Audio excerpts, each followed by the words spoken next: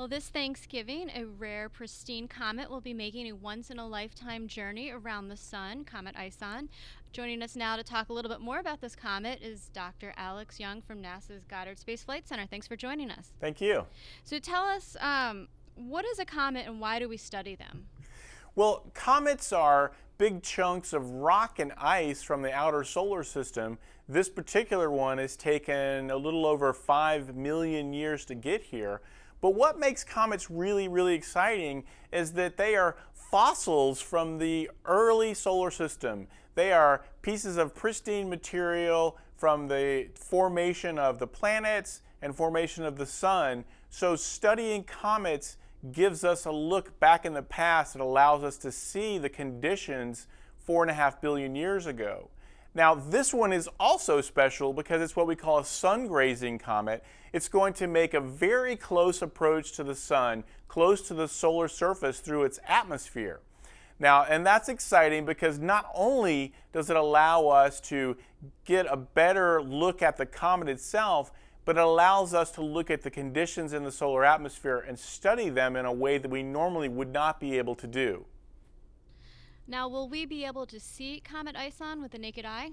Well, first, we're going to see it past the sun. We're going to see it with several of our solar telescopes. In particular, the Solar Dynamics Observatory is going to follow it during its closest approach to the sun. We call that perihelion.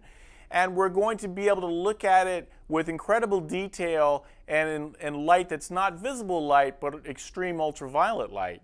Now, once it makes it past the sun, if it's still intact, and it has a very good chance of being intact, then we're going to be able to see it in the sky, hopefully with our naked eye. Starting about December 1st, we'll see it low in the sky early in the morning, and that it will get progressively higher and progressively earlier into the darkness.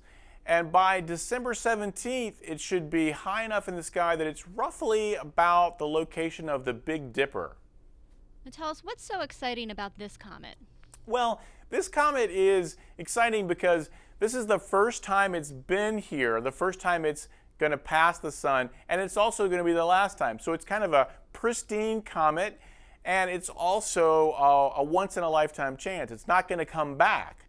Now, the other thing is we've seen many sun-grazing comets, almost 3,000 of them with solar telescopes, but we've only seen a couple really close to the solar atmosphere, and we've only seen one really close that made it past, Comet Lovejoy, and this particular comet, ISON, is 10 times bigger than Lovejoy.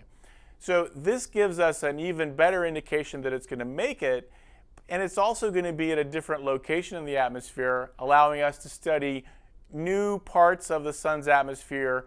And this is just, all in all, it's a very exciting and a very unique object.